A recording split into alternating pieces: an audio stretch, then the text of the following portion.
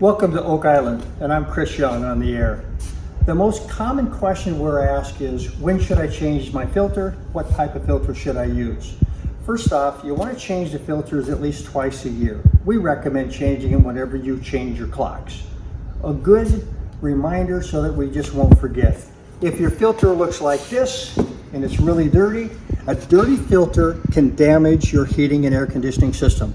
A dirty filter can cost you a lot of money in operation and in maintenance and in sometimes having to replace the system just because you let the filter get away from you.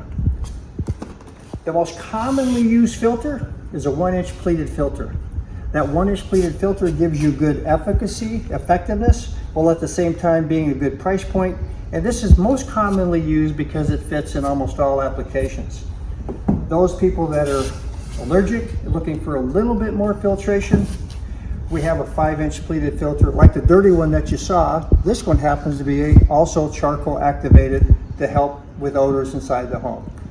So just as a reminder, change the filter twice a year to maintain the system's operation to the best of its ability and to help protect your system longevity. You can call Oak Island.